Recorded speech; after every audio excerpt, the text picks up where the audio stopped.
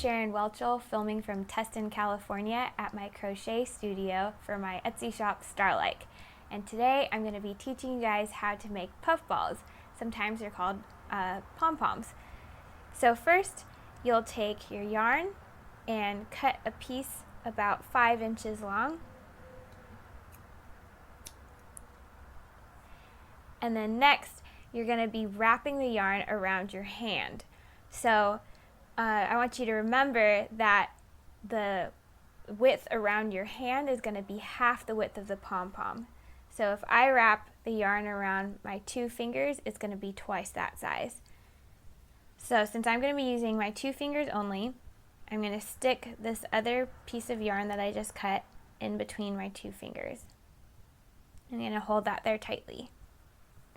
Now with the rest of the yarn, you're going to just start wrapping it around those 2 fingers.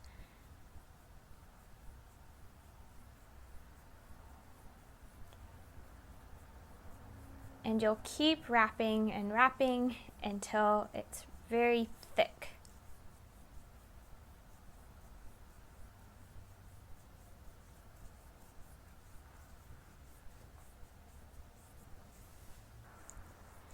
And depending on how dense you want the puff ball to be, that's how much yarn you wrap. And you can kind of just estimate by looking at the amount of yarn on your fingers.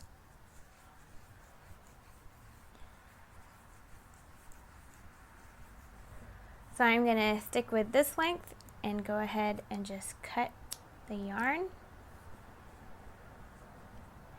And now I'm going to slide it off of my fingers, making sure that it's still on that first piece of yarn we put in between my fingers.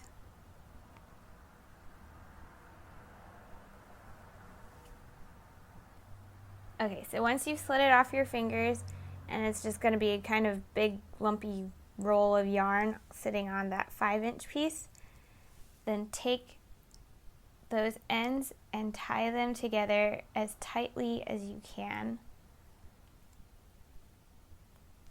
And then knot it a second time, keeping it very tight.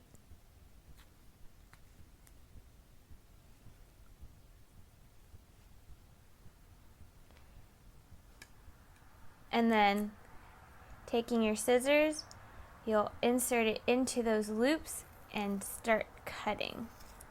So you'll cut all the way around, making sure every loop is cut in half.